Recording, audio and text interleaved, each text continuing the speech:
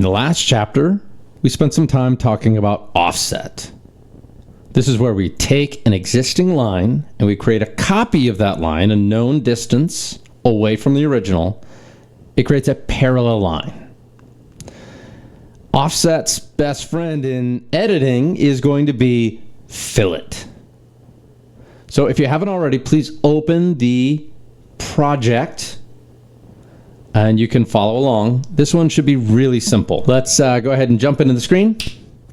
I've got two parallel lines created by using the 2-inch offset function. I've got one that's blue on top and red on the bottom.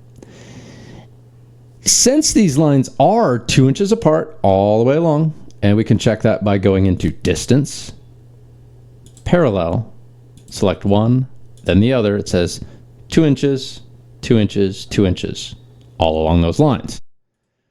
These lines will never meet. No matter how long we extend these along, it will continue to be 2 inches apart between the lines.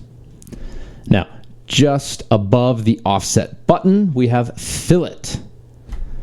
If I try to connect these lines using fillet, I'll get an error that says these elements must be able to intersect. So I'm going to go ahead and drag down a little bit. I've got two lines that are not parallel with the fillet selected. And when you touch on fillet in the action bar, sharp fillet is what comes up as a default. That's probably what you're going to use the most often. Select one of the lines. I'm going to go ahead and zoom out a fair amount here. And as soon as I select the next line, it will create a corner where they're closer together, which is on the left side. Now that corner, it's way over there, right? So I'm going to zoom out a bit. You can see that it extends out quite a bit.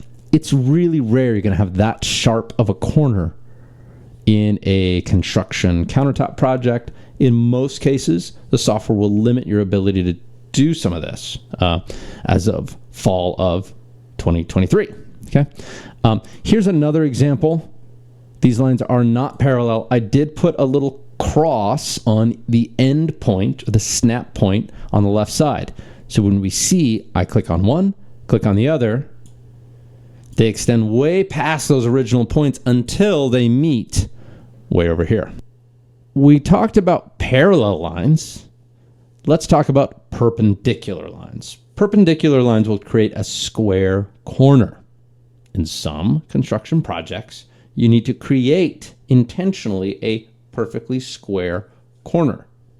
A range opening would be a common example in the context of a countertop. I want each of those front corners to be nice and square, right? But there's a gap in between these. Again, fillet. I'm in sharp fillet. Pick one, then the other, and it creates a nice closed corner. It closes the gap between those lines. I've got some other perpendicular lines in different arrangements here. I've got the blues are vertical and the reds are horizontal. You can see in this example, these lines extend past each other. You can also use the fillet to shorten or trim those lines. I'll click one, then the other. It shortens those to make a nice, clean corner. In this case, I've got the red line going too far and the blue line not going far enough. Doesn't matter which one I click first. Click one, click the other, I get a nice corner. Similar, but different here. The blue's longer, the red's not long enough. Click on one, click on the other, I get that nice, tight, clean corner. Let's use fillet in a couple extra instances. In this case, I've got 4 lines. Let's use fillet and sharp fillet to connect the corners and create a closed shape. Fillet, I pick one, and then next, I would need to pick that line I just picked. Again, you'll see it highlight blue, and we get the preview if you are using a mouse. I'm going to use a mouse here so you can really see my cursor and where I'm clicking and touching, and we get a closed shape. Pretty straightforward. Now, I'm going to scroll and we're going to get a shape that's a little different. I've got a red line way off to the side I've got blue lines here. This is pretty simple. We've already done something like that. Okay.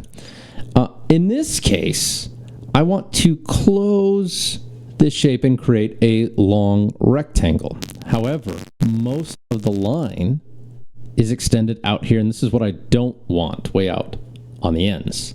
What I do want is these little small pieces.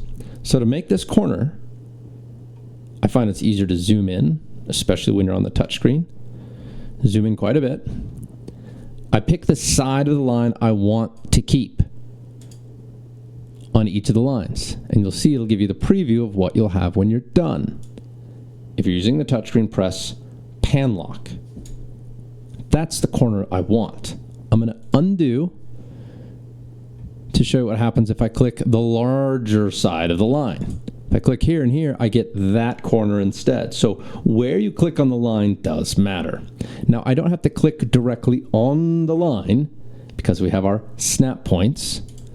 It's just going to be, am I clicking on the screen area anywhere here or up here, right? So for the red line, if I click anywhere here, you can see it's highlighted because I'm using a mouse, which is convenient. I'd click anywhere over here. It knows to keep this side of the line. For the light blue or the cyan line, I do get that preview after I picked the red line side that I want to keep.